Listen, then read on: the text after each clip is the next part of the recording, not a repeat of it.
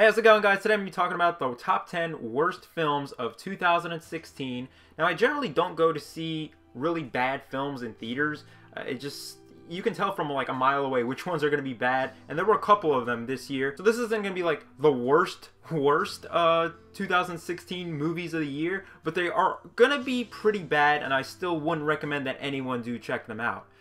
So some of the movies that I didn't see that I knew were probably going to be on this list, and it might have affected this list completely, would have been movies like Zoolander 2, the new Blair Witch movie, Ride Along, Dark Room, Max Steel, pretty much a lot of horror films that come out in like January and February, Mother's Day, My Greek Fat Wedding 2. Those are movies that I just pictured of being on this list, but I just didn't even bother checking them out.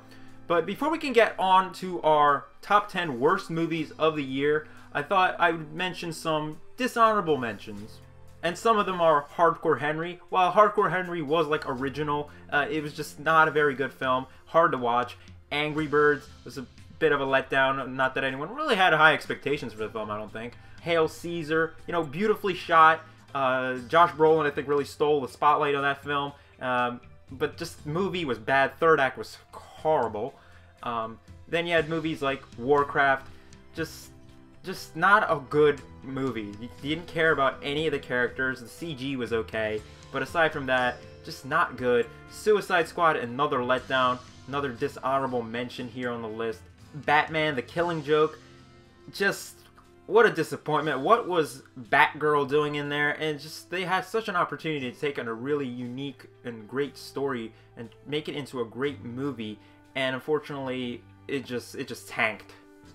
But unfortunately, all those movies did not make my top 10 worst movies of 2016. So kicking off at number 10, we have a movie that I actually saw an early screening of back in November of 2015. But it's a movie that came out in February, and it's based on the Jane Austen novel, or I guess you can say it's based on the Jane Austen novel. That is Pride, Prejudice, and Zombies. It's set in the post-apocalyptic world where, during the setting of Pride and Prejudice, for any of those who saw the 2005 film or read the Jane Austen novel, and it's pretty much these characters playing out the same exact roles that they did in that movie, only it's in a zombie apocalypse like setting, and they're fighting zombies. They're like, it's all female, they're all like superheroes. It's like that movie, The League of Extraordinary Gentlemen, or what, I don't even remember the League of Extraordinary People, where you have all these like ancient figures coming back from the dead, and they're like superheroes. They're fighting all these monsters and everything, like Abraham Lincoln Vampire Hunter. It's on that level of bad. This movie was just garbage. I mean, the acting is okay. Lily James is fine. There is some comic relief into the movie, but otherwise it's just a very forgettable movie. One of those disposable films that should have really went straight onto demand, but for some reason was released in theaters. Not a good movie. At number 9, we have Neighbors 2. I'll say the second worst comedy of the year. I didn't see the original, the first Neighbors, but I understood what the first Neighbors was. And the second one is really the same thing. It's another sorority movie. Why do we need one? I don't know. Neighbors 2 wasn't funny at all.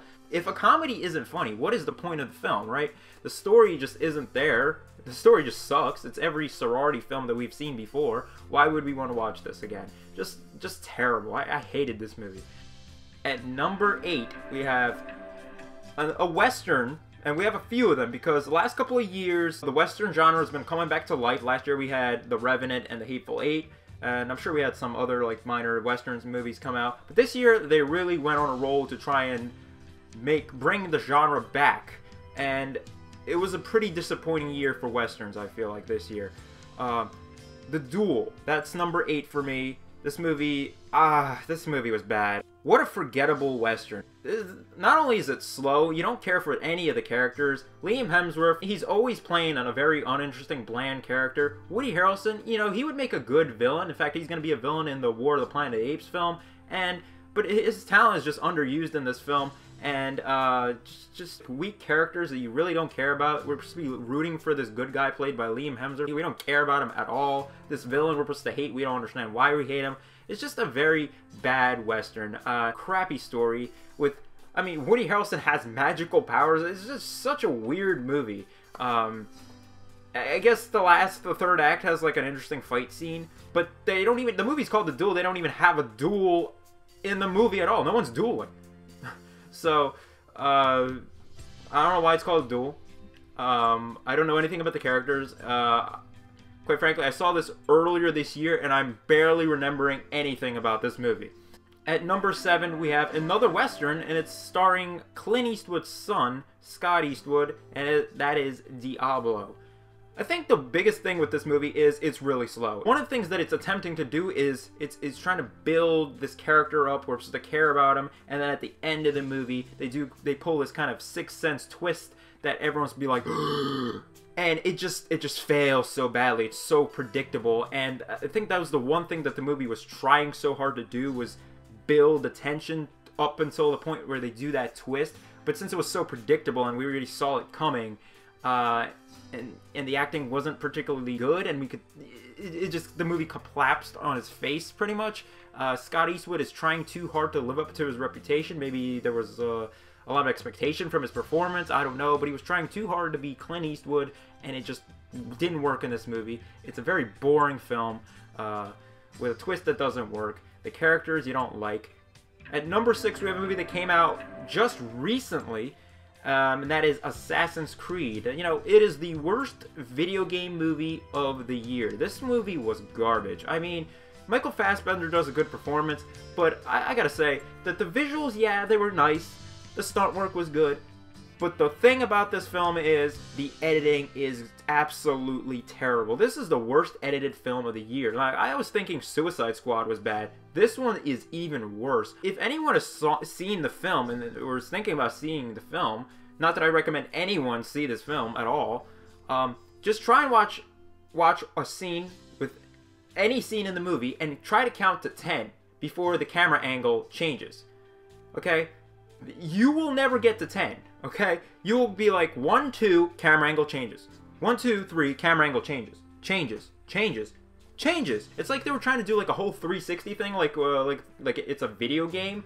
It's so annoying to watch. It's terrible. And the only time when they don't change the camera angle and you can actually count to 10, they're just moving the camera like 360 all the way around the character so you can see everything. But the problem is there's nothing interesting that's happening around the characters. Nothing. It just hurts the movie so badly. It makes it feel like a low-budgeted film where they can't afford special effects or good stunt work, and it just comes across being cheap. It feels like a TV movie because of that. The visuals look good, but you can't appreciate it because of the editing that is so poorly done in this film. Fassbender is a pretty good actor. He does pretty well.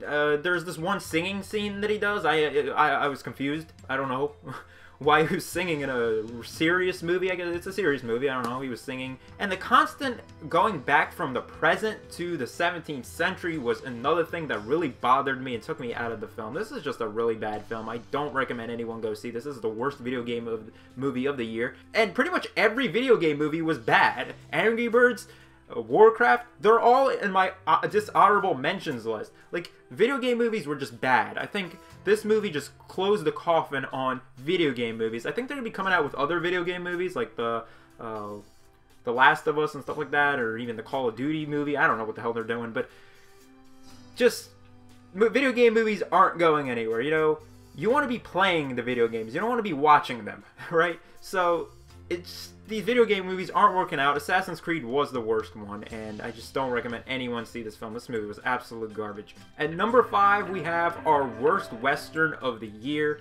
Now, the performances were okay. Again, visually, it was fine.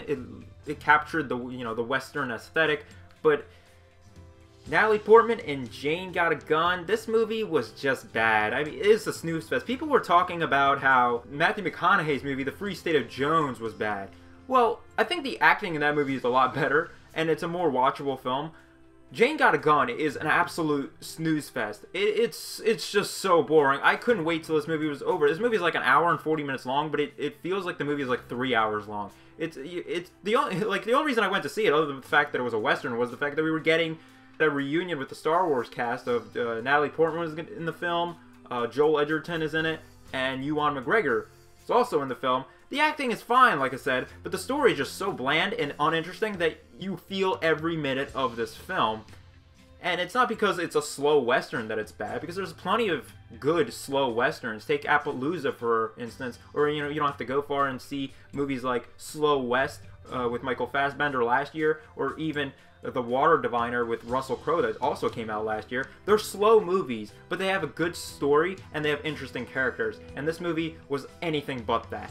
So don't see Jane Got a Gun. In fact, this movie came out in theaters like for 3 days and then that's it. Like, I thought this movie like came out on like VOD or something because I wasn't even able to see it in theaters. And I was like, what happened to this movie? It's just bad. It's bad. And number 4, we have a sequel that no one asked for in Independence Day: Resurgence. What a terrible film. I mean, I guess people who grew up in the 90s liked the first one. I didn't really care for the Independence Day first film. I really didn't. I can appreciate for what it was, I guess. I mean, it's a 90s film. That's what they were doing back in the 90s with the sci-fi genre. For us to get this sequel, and they really don't even expand the story. It's pretty much the first film, except that the story is even worse. Everyone in this movie isn't even trying to be good in the film. They don't want. You can tell they don't want to be in the movie. And in fact, one of them didn't even come back, Will Smith. And Will Smith is not doing anything good. He hasn't even starred in a good movie since like The Pursuit of Happiness. That just tells you something. This movie is bad. Okay. You got people in here that don't want to be in this film. The story just absolutely sucks. It's such a predictable movie. The government's technology is advanced. They're ready for these aliens if they do come back. And it's funny because the way this movie ends is that they set up a third film. Now that these aliens have, like, fleed, you know, we have all this technology. Why can't we bring the fight to them? And I was like, okay, well, this should have been the second film. This movie is literally a rehash of the first Independence Day, only worse. So I really didn't understand what the need was of this film. It's just an absolute waste. Another way to just scheme people out of money to go see this. I don't know why anyone would go see this movie. This movie was absolute garbage. The effects are fine, but no one wants to see it. No one wants to see bloated, loud effects. So we've had enough of that with Michael Bay. Why would we want to go and see this movie?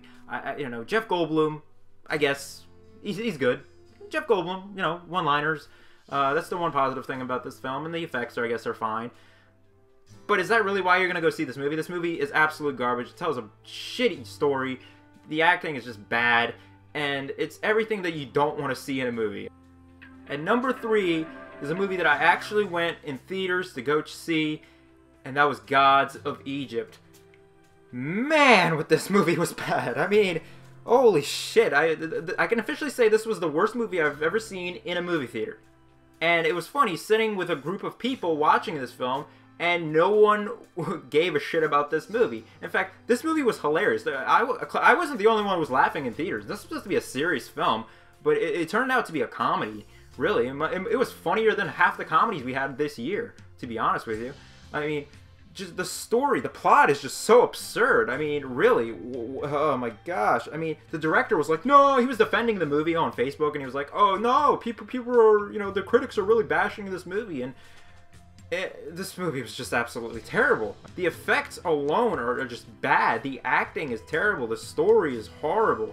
Even the characters, like, they have these mythological characters here that they have this goddess of love character in here, and I'm like, okay, it's the goddess of love. You know, I know some mythology. You know, she's supposed to be doing this, this, and this, and they don't even get that right. Like, apparently she can bring people back from the dead. Like, get your facts straight. Like I know they're fictional characters, or like mythology's not real, but at least do some research. These gods are just given like the most ridiculous abilities. These gods actually exist in mythology, and they're given these weird abilities that just kind of pisses me off. Aside from the terrible special effects, the acting that is just so forced, and just a really weak, horrible story. It's just, there's some entertainment value to this. That's why it's not like number 2 or number 1. But this is just a terrible film. The entire film is taking place behind a green screen, despite the fact that the movie was shot in Australia. Like, Australia. It's supposed to be a beautiful country, right? And we see none of it because it's taking place behind a green screen. I don't even think Gerard Butler even saw any of the cast members because he was probably in his own little booth doing his little acting scenes, and he might have been the worst part of the entire film. I mean, oh my gosh, the effects are so bad in this film. Don't see this film. I mean, unless you want to get a nice laugh. It has the entertainment value just for that. But this was just bad. Oh my gosh, you know, they were trying to do like really serious scenes in this film, and people were laughing. And when they were trying to crack jokes in the film, it was dead silent in the movie theater. It was just hilarious. We have like Game of Thrones stars in there. That's, I think, one of the reasons why people went to see this film. I was like, oh yeah, we have a couple Game of Thrones stars in here. I'm gonna go check this out as well. And it's just bad. In fact, a lot of them don't even have a whole lot of screen time. They were just used, but they show them in trailers, but they barely have any screen time at all. This movie is just a bad one.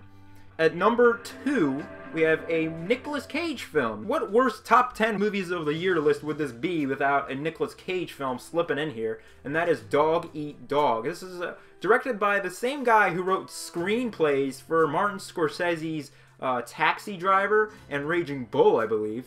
And he was literally trying too hard to be Martin Scorsese. He was trying to make this super artsy film that everyone was going to remember, and this movie is absolutely garbage. I mean, there is some originality in like the beginning, I guess. Every Nicolas Cage scene where he's narrating would be shot in black and white because he's supposed to resemble this Humphrey Bogart character. And then William Dafoe, he's always like hyped up on drugs, and every time he's narrating, there would be like this purple-ish hue in the back. So there's some originality there, but in terms of story, it is an absolute disaster. I mean, it's so incoherent. It reminds me of another film that Nicolas Cage was starring in back in like '93 called Deadfall. The story is so bad. He wrote a screenplay. What the hell? You can't write a better story? This is so bad. Like, I understand Nicolas Cage, maybe when he made his film, Sony didn't have an all-interesting story, and it was like his directorial debut. You have the star power here, and you don't use it. I mean,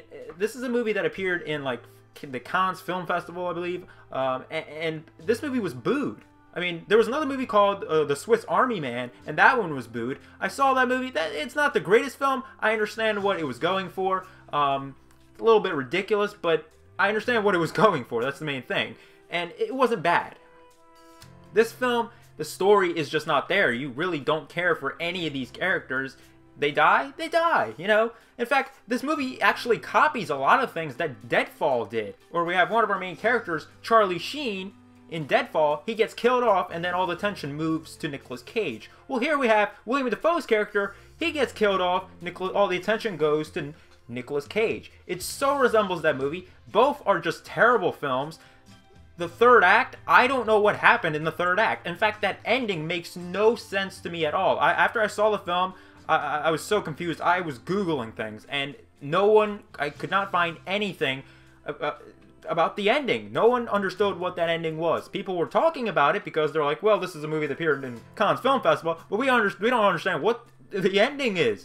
And I was not the only one. I could not figure out to this day. I don't understand what that ending was. It was trying to be too artsy and trying to throw out an ending at us like, here, it's open to interpretation. Figure it out on your own. It's an artsy film. I'm trying to be Martin Scorsese. And it just did not work out. Just a bomb of a film. So we had all these terrible CG-infested films like Independence Day, Gods of Egypt, and Assassin's Creed. This movie can't be as bad as those ones. Those ones are somewhat watchable. This movie has no rewatchability. No rewatchability. There's no entertainment value. The acting is decent, but again, it's just a bad story. That's the main thing about movies. You have to have a good story and characters you care about. Here, there's none of that, and the third act is just bad, and the ending is complete shit. I had high hopes for this film because I'm actually one that's rooting for Nicolas Cage to make his comeback. When Nicolas Cage starred in a movie called Joe back in 2013, I was like, oh, this is pretty good. Maybe Nicolas Cage is going to do a comeback like Matthew McConaughey did. And unfortunately, that didn't last too long, and this movie just keeps adding to the bad films that Nicolas Cage has starred in.